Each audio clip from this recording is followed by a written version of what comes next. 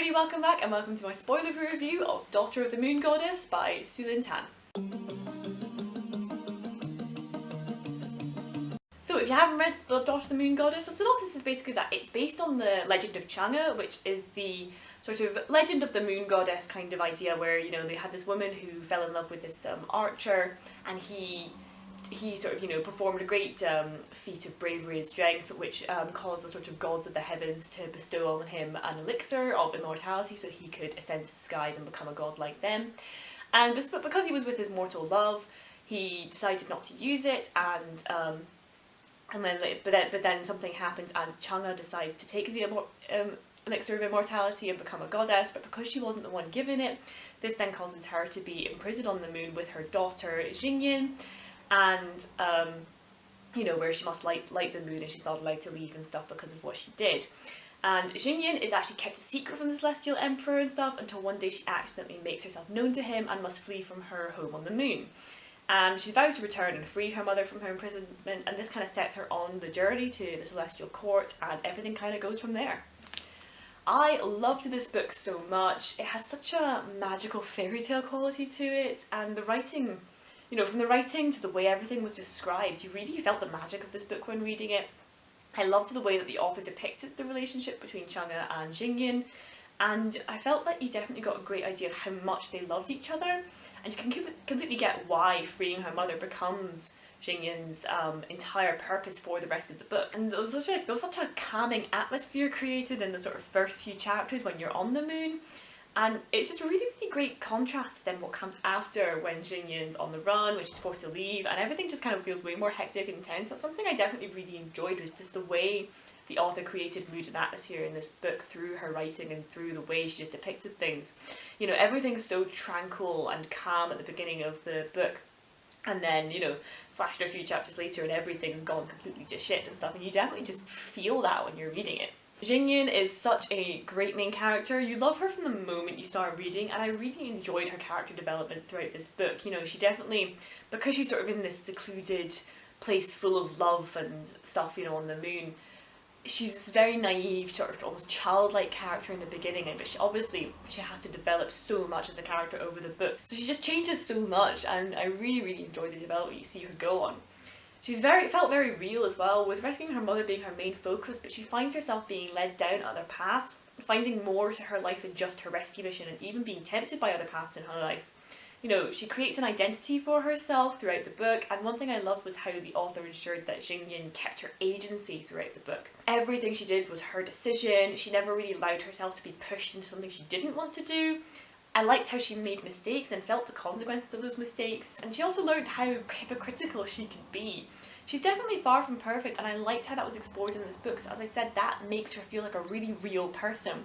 And especially since everything's from her point of view, you know, she never really believes she's doing wrong until she's sort of staring at the consequences. Then she's like, oh, okay, maybe I fucked up a little.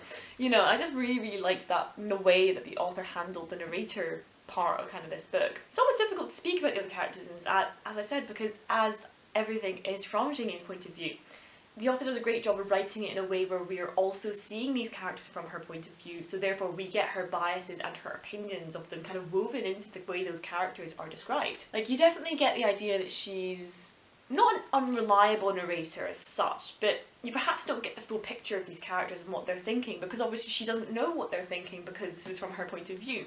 So I think that's something that can maybe happen with authors writing in first person point of view, is they forget to be like, no, we're in first person point of view. They don't know what that person is thinking, they have to guess.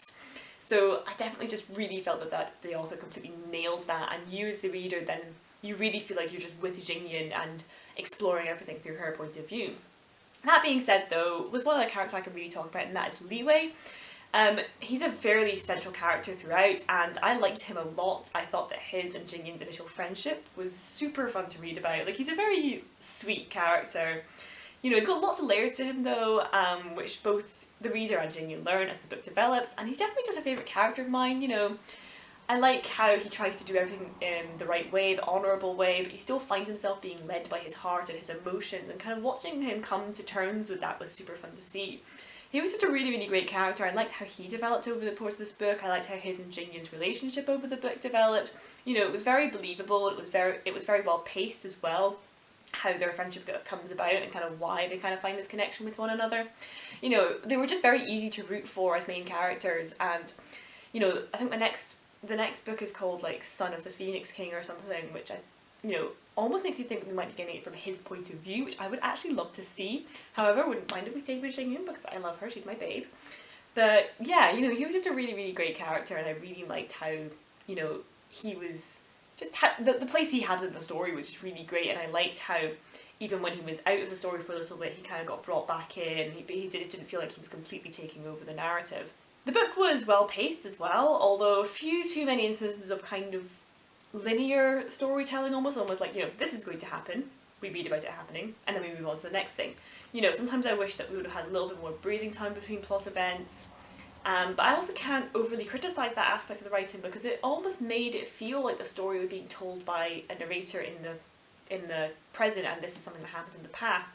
You know, these things have already happened and she's recounting them for us. So I did like how that made the story feel. It definitely gave it this almost like, you know, storytelling aspect, you know, oral storytelling kind of feel to it. I did guess one of the plot twists that happens later in the book, but it was still really enjoyable to read and see what the consequences of what happens there were and stuff. You know, it's like I didn't get mad about the fact that I was able to guess what happened and stuff because I still didn't know exactly what happened. It was just this one thing with this one character. I was like, I knew that was coming. I liked how Xing Yun's father Hui was kept relevant in the book, you know, with her learning more about him from different people and finding this connection to her father that she didn't have at the beginning of the book because Chang'e wouldn't speak about him because obviously she lost her mortal love. You know, that was very painful for her. I liked how Xing Yun then goes and almost finds this her own connection with her father out with her mother and stuff, you know, which I thought was just really, really sweet, especially since the myth of Chang'e is about her love for Hui. And that's basically the story of Chang'e as far as I know it, you know, from what I've read in this and what I've seen in like other media. Obviously I'm not overly familiar with the fairy tale, but that's kind of what you know. It's about Chang'e and it's about this mortal man Hui. So like I said, I liked that they kept him relevant and stuff because he is so relevant to the original myth. Overall, just a solid read. I loved the magical fairy tale feeling of this story. The central characters were all just written really well and developed really well, and they all felt believable too.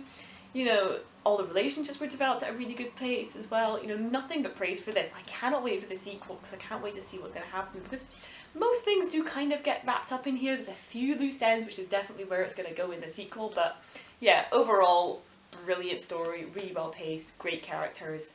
Cannot recommend it enough. Thank you so much for watching. Have you read The Daughter of the Moon Goddess? What did you think of it? Please let me know your thoughts down below in the comments. If you got spoilers, please do just make sure you tag them that so that people know not to read your comments any further if they haven't read it already. Is Daughter of the Moon Goddess on your TBR? Please let me know if you're planning to read it or something.